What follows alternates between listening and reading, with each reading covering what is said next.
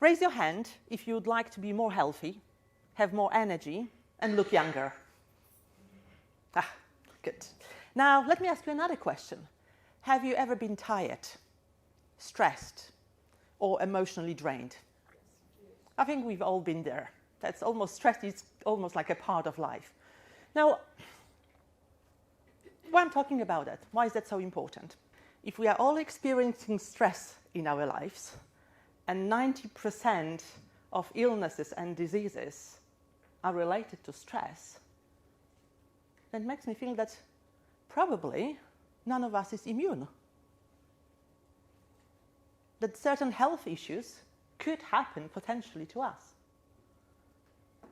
Now, maybe you never had yet any serious diseases or illnesses related to stress, but maybe you know some people who maybe experience depression, suffer from dementia, have experience heart attacks, have high blood pressure. Maybe you know some people who committed a suicide, or maybe people who sadly passed away from cancer, or they are cancer survivors.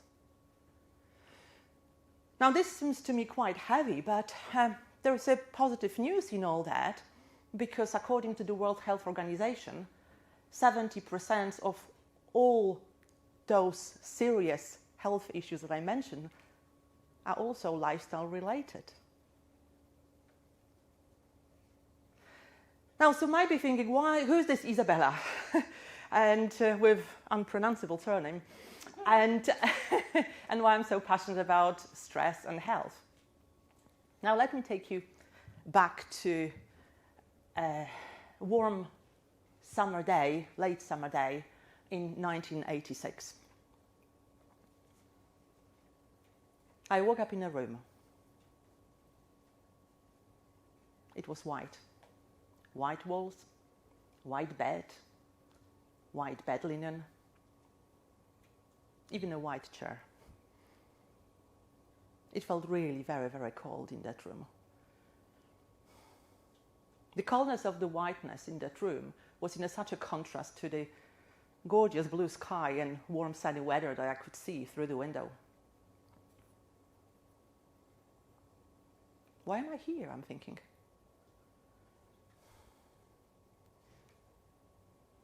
Three men walked into the room, two in white coats, and the third fellow was in a dark blue suit.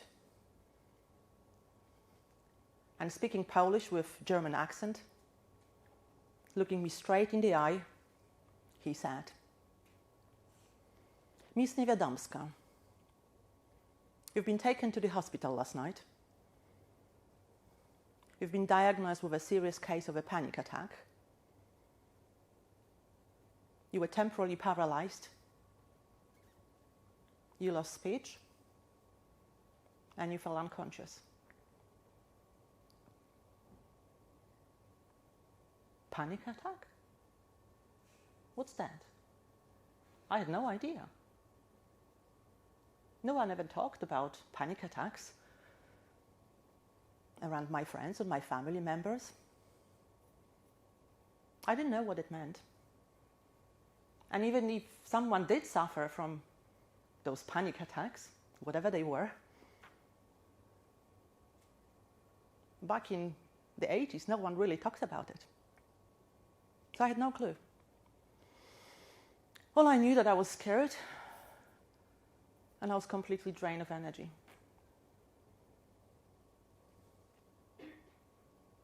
So when the three men left the room, I was sitting on the bed and thinking, so what did really happen?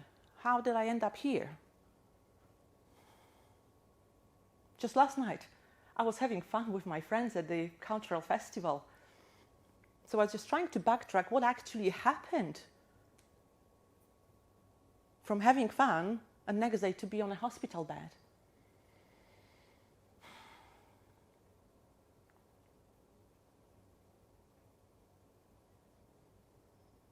And I remember that the festival was taking place in a beautiful outdoor area And although it was the event was taking place, it was an outdoor event, it was such a hot, humid day that the air was completely still. There was no breeze. And you could feel all your clothes sticking into a sweaty body. And the festival was in the full swing. There were, people walking, hundreds of people walking through the alleys of the park, and big tents with music, with great food, with different cultural activities. It was really great fun. Now, at some point, I started to feel uneasy. My neck got completely hot. My knees started to kind of give in. I felt weakness in my legs. And at that moment, all I wanted was a bit of a fresh air. That was just the only thing I could focus on. Now, when I look around, I could see only hundreds of bodies of people and no way out, no way out. The fear kicked in. I felt trapped. Have you ever felt trapped?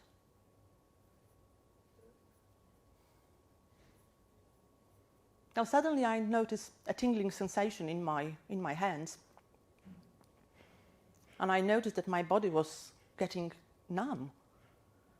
I wanted to say to my friends, guys, something is happening to me. I just don't know what's going on. And I couldn't speak. My tongue became as hard as a piece of wood. I couldn't move. I couldn't speak. And the next things I remember, it was just darkness.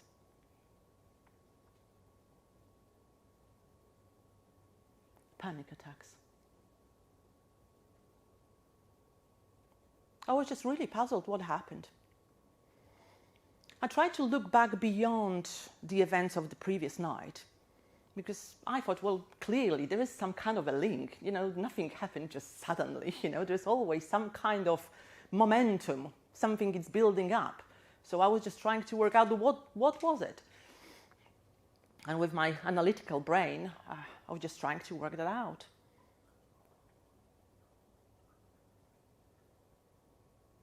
Because I couldn't imagine why, I'm only 23. I'm working as a journalist, trying to prove myself in the male-dominated environment, trying to be successful in my career. I really loved what I do. So just trying to think, so what was I doing that wasn't right? Okay, maybe I was smoking too many cigarettes, strong Polish cigarettes, so kind of a thought came through my mind. Well, I wasn't a saint. Maybe I was drinking way too much at the parties. Hey, but everybody was doing that, and especially among journalists, so I thought it was kind of a normal thing.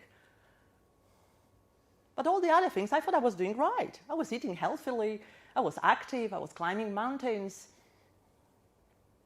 Well, yes, I was working hard, long hours, chasing deadlines. But I was told that, when you work hard, it pays off. People tell you, work hard, you will be rewarded, you will be noticed. People used to say, push yourself outside your comfort zone. Have you heard that one, Well, clearly I was doing that. I was just pushing, and it looks like I was just so good at pushing that I pushed myself too far. And I nearly lost my life.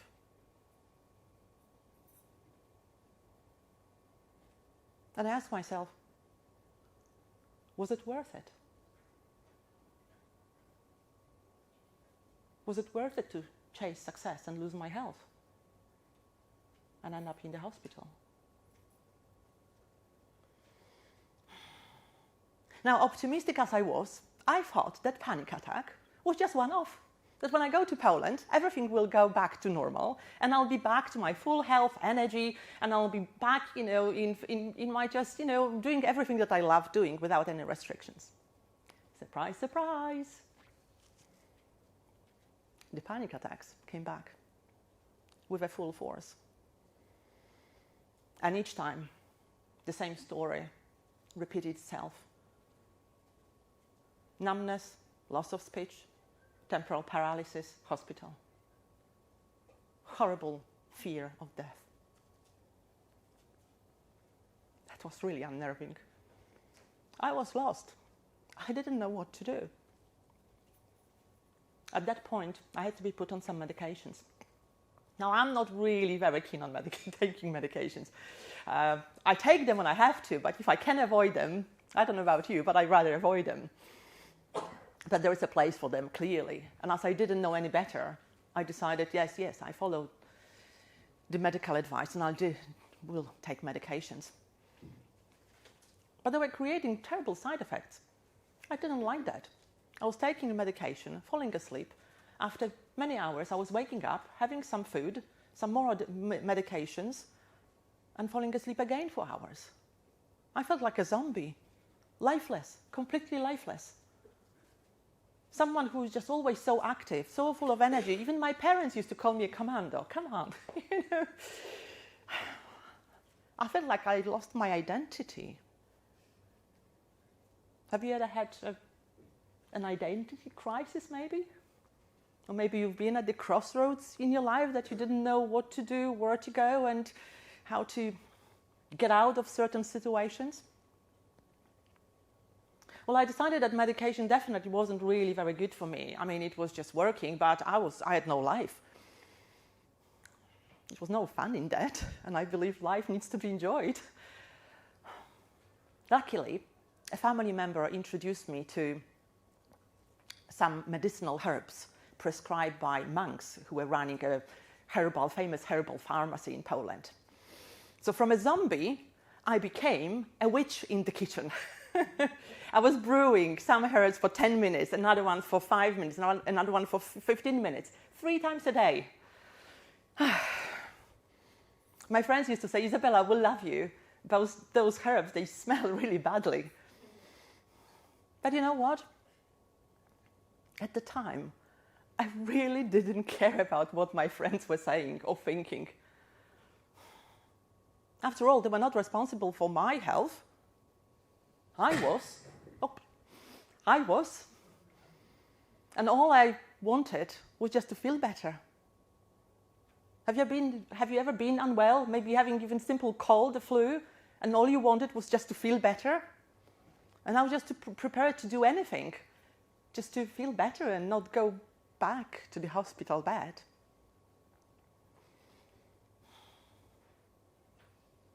Well, the herbs worked.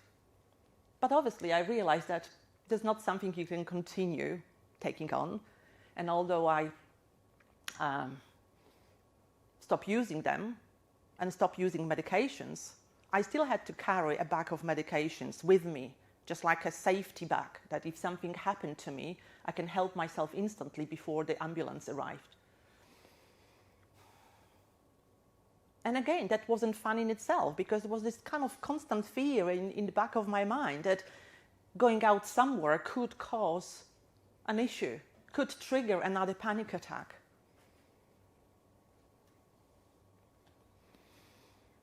So I decided to throw away the witch's hat and go back to my journalistic skills. I decided to go on a quest to discover what really impacts our health and well-being.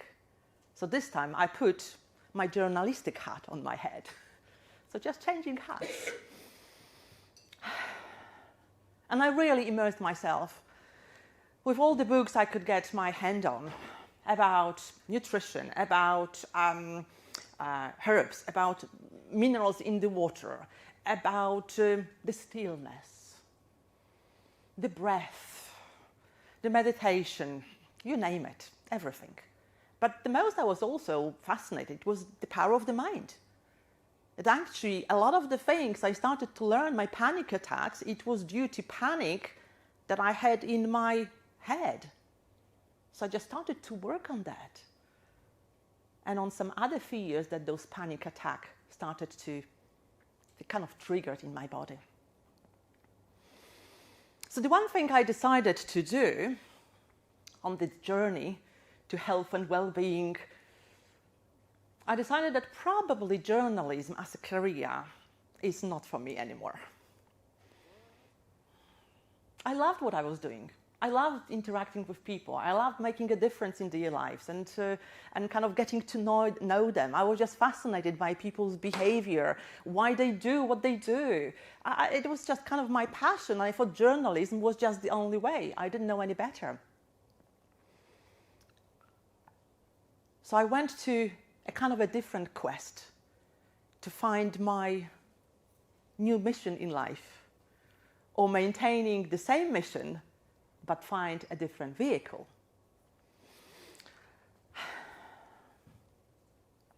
And you know what? When you make a decision about something, things start to come to you. Opportunities will show up themselves, or the teachers will appear, as we'll say.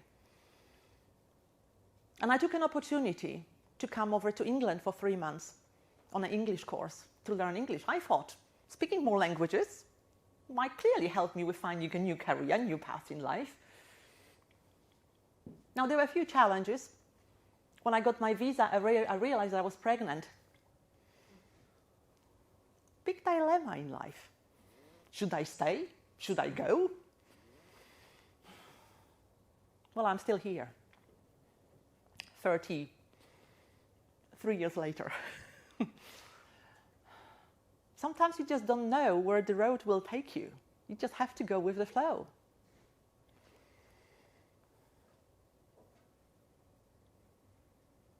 Is change easy? Moving to another city, buying a new house, moving to another country, starting a new job, leaving a relationship, starting a new one?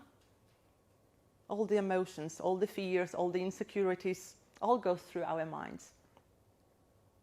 So then I was on again, September, lovely evening in a hotel room, pretty much the same as the one we are here. It was September 1992.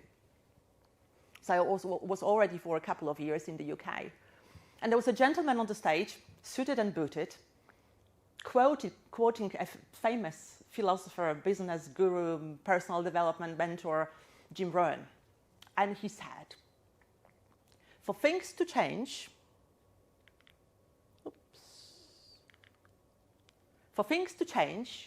you have to change.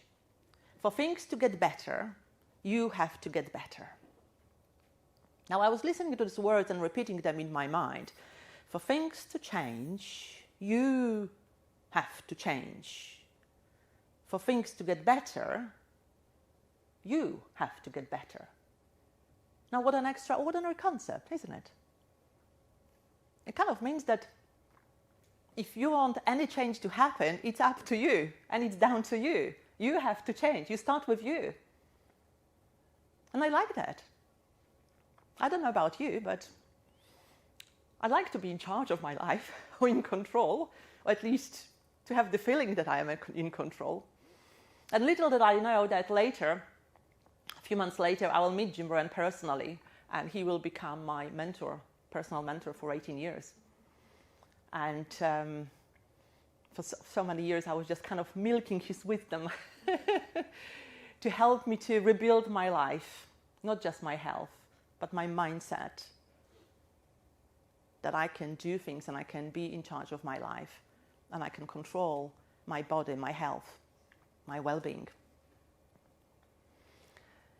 And I started my business in the health and well-being industry and also personal development industry, which I've been running for 30 years right now. Work with thousands of people in different countries and had a privilege to be trained by Nobel Prize winners in medicines, trained by the director of Center for Human Nutrition at the UCLA, Olympic medalist, and so many different professionals in the field of health, well-being, and personal development.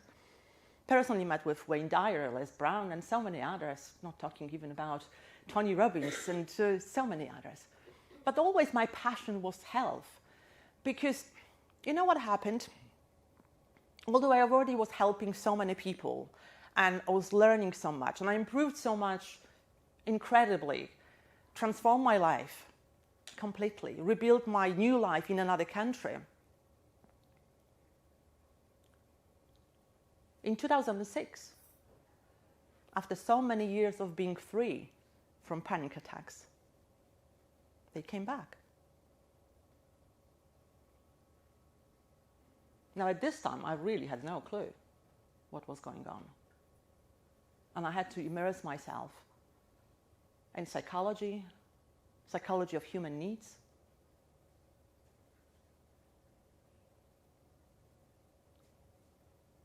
emotional intelligence, neuroscience, and so many other topics that kind of helped me to put together a lot of things and find a secret formula. Because I already kind of worked it out, the 4 main reasons or areas that impact profoundly our health and well-being. So interestingly, my mum was a great help for me in a bit of a strange way, because when my mum went through 9 in total serious operations related to cancer and tumors. So each time part of her body was removed. So since I was 3 years old, I would watch her going through those processes. And because they were in different parts of the body, I kind of later became almost like a practical expert on thyroid or women's feminine organs or lungs or digestive tract, because this is all what was related. And plus blood pressure and some other issues. And I just started to think, okay, is there a link between all those issues? Is there a universal formula that can help us to prevent those issues? Now, that's how I developed the method that I call it practical method called PACE. But before I go into that, I just would like to say about something else. In 2011, I decided to kind of take my business into wider audience, kind of more open, my business activities. And I started to attending networking events, which I never done before. I just didn't have a need. I had lots of clients coming to me. I had my wellness center. I was running classes. I was doing different things about nutrition, personal development, and having more energy, controlling weight, gaining weight, and so many other issues that I was helping my clients with, or was speaking for even some organizations.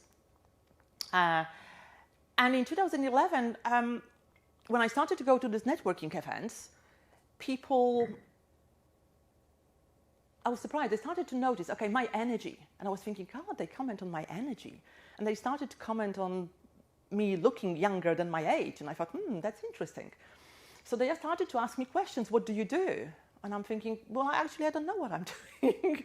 I'm just taking care of my health and well-being. But maybe there are certain clues in what I was doing that could help also people to have more energy and to look younger. And I started to be invited to be interviewed in different publications. I was in Daily Mail. They called me a super-ager. So they wanted to have people who look younger than at least 10 years. So there I was, at 53, looking, kind of pretty the same. When I was at 43, and then Top Santa interviewed me asking, how to turn back the time and look younger. And then I started running at the age of 50, and 2.5 years later, I completed a 100K ultra run, which is like 2.5 marathons. And I all my life believed that I cannot run. And 24 hours later, I recovered with no muscle pain whatsoever. And it was only because I was implementing my formula and the practical PACE method. So I never had a PR. I never asked. I was interviewed by different magazines. I was on the Sky shows and podcasts, radio shows. It was really great too. I really enjoyed sharing what I'm doing with other people, and kind of almost reminded me of my journalistic career. So it was kind of a nice link to it. And I was invited to co-author some best-selling books, like Cheryl mentioned, the transformation lessons. I actually wrote about financial mindset because would you agree with me that financial stress and financial worries play a huge role in our life and impacts our health and well-being? I mean, we live in times, exceptional times of rapid change. We are playing almost like a catch-up game with everything. We are catching up with social media, catching up with friends, catching up with the new technology, new marketing tools. Everything is changing almost just like every few months.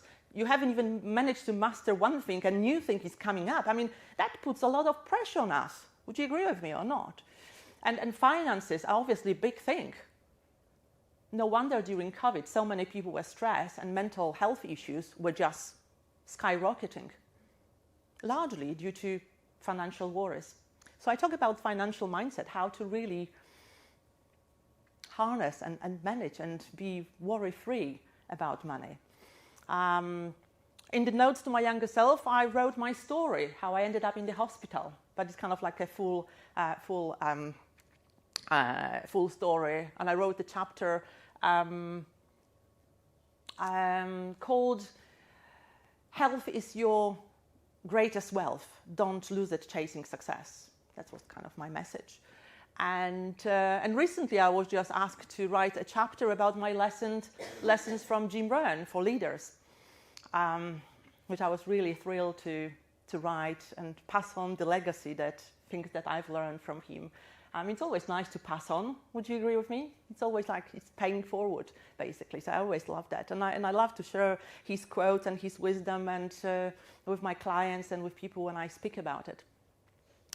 Now, the reason I'm showing that is not just to validate, my journey, but also to tell you that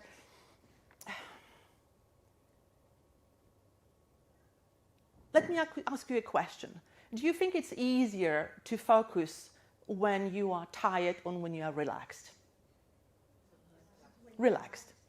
Now, is it easier to give your best and flourish with all your gifts and pass them on to people when you are unwell or when you are well? So I think the message here that I would like to share with you is, when you take care of your body, mind, and your total well-being, when you practice and implement this practical PACE method and the 4 fundamentals that I talk about, it's just so easy to then give your best, be your best, live a life of fulfillment, happiness, joy, and look younger, by the way. I mean, recently I've been asked by so many people again because just back in February I turned 60, and I have constantly people asking, 60? And my metabolic age was 26. So what I teach my clients is also how to reverse metabolic age, just as a side bonus of being healthy and doing well. Now, so let's talk quickly about my 4 areas that I realize that profoundly impact our health and well-being and our performance in life, in every area of our life. Now, interestingly enough, I'm reading right now a book written by Gary Small, who is a world-renowned brain expert and director at the UCLA for the Longevity Center. And and incidentally, he points out exactly the same areas, the same habits that I've put here together as the key factors that can make your brain be younger even in 2 weeks. In 2 weeks, you can make your brain younger. Fascinating, isn't it? So let's talk about the first, I call them 4 E's. So the first one is eat. It's all about what we eat, what you eat, about your eating habits. Now, most of us, we think that we are eating healthily. And when I have with people what I call it like a wellness discovery session, we realize that people, yes, they do a lot of right things. The trouble is they don't do enough of them. And there's no question about it. Your body is a miracle organism with trillions of cells. But each of those cells each day, they need certain ingredients. So you need to know what your body needs, how much, how often, what are the best sources, which is very simple knowledge, but sometimes we just think we know, but sometimes it's like with this song. You hear the tune on the radio and you say, oh yeah, I know the song. But someone says, so sing it. But then you realize you don't know all the words. You know the melody. So sometimes we know, but we don't know enough. So eating, exercise, movement, very important. How we move, how often we move. That's very important, how often we exercise. And I could go on and on. There are obviously, elements to each E. The third E stands for emotions. The third E stands for engagements. How do we engage with people? How do we interact with others? So it's almost like, social habits, relationship habits. Would you agree that they play a huge impact on our health and well-being? Yeah. And then emotions.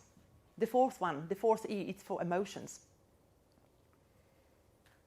We already established that we are all exposed to different situations. We are emotional beings, we can say. And how we can control our emotions, how we can respond to stress, it's very important. Would you agree with me, yes or no? Yes.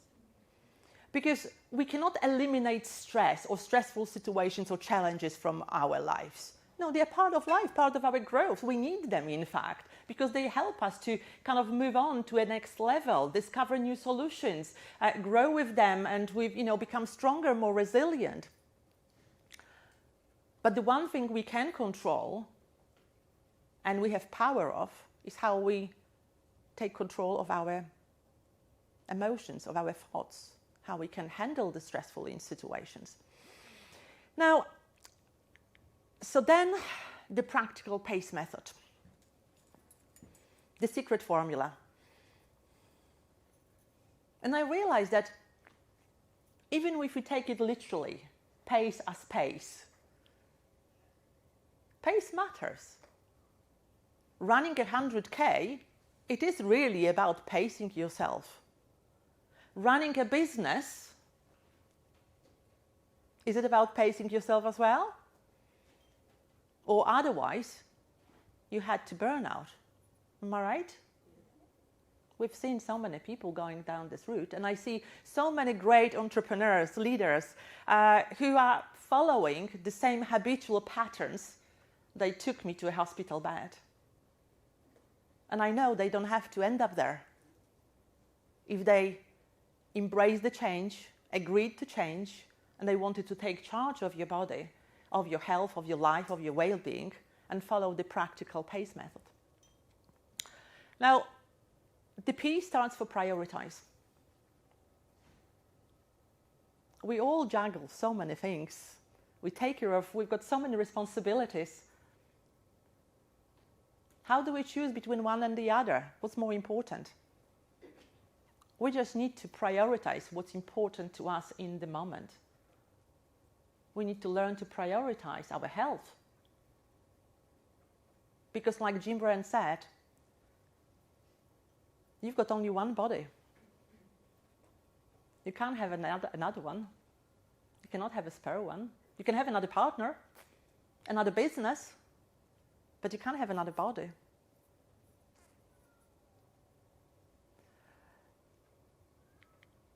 A stands for accept.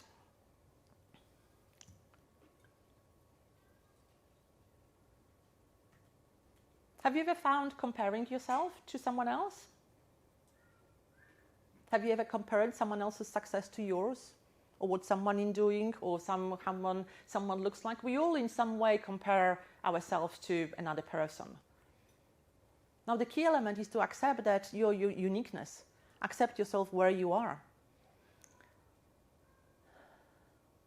Accept the state of your health and well-being right now and what you can do to change it. Because if you are feeling, stressed and unwell, then there is a journey that you can take and you can change it. Because again, your health is down to you. Now, C, it's commitment. Commitment to change, commitment to yourself. Now, like I said, there are many elements that I could go on and on to explain to you the PACE formula. But basically what it means that, and E stands for ease, the PACE is just something that determines the quality of your life. That's the secret formula that I've learned. Because as much as you know about nutrition, if your thoughts are not working well, if your emotions are not under control, your health will go to pieces. If you are exercising too much, you can have some injuries because you are not pacing yourself well. I'm just using just random examples right now, just to give you a little bit of gist what it represents. Now, commitment is a big part. It's like pregnancy. You're either pregnant or you're not. You can't be 99% pregnant, can you?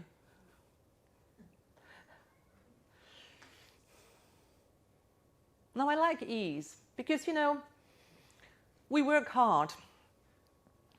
But the one thing that not many people teach is how to replenish, how to pace yourself for health, how to pace yourself for success, how to pace yourself for longevity, how to pace yourself for great relationships. Working hard is easy. Is it taking care of yourself? Sometimes it's not.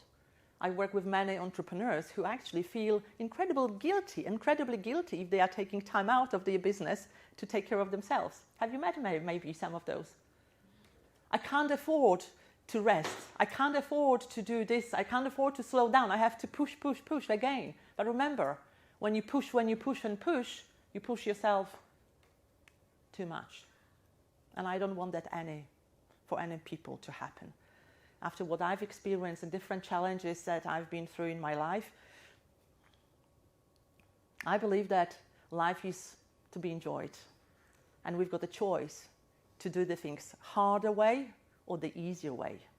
Because the easier way, it just leads you with more joy, with more happiness. It leads you to the greater health, fulfillment. You're able to give more. And then you can look delicious. And you can bask in the deliciousness of life. Now, the full program I'm launching in August. So this is just the outline, basically, of this is my work, this program, so the work of my last 30 years that I put together after already working with hundreds of and thousands of people and the things that I've done. But I'm now really putting, like I said, putting my head down to simplify everything that we are confused about and we overcomplicate. Because I think there's a lot of complications, even talking about health. People overcomplicate, and health is not really complicated. There are certain principles when you follow, it's just really, everything works like magic, with ease. So if you are interested to find out more about your programs, or if you would like to be the first one to know about my program when I launch, I invite you to speak with me during a break. I can take your name and they let you know exactly when is it happening, so you can be the first one to find out. Thank you so much.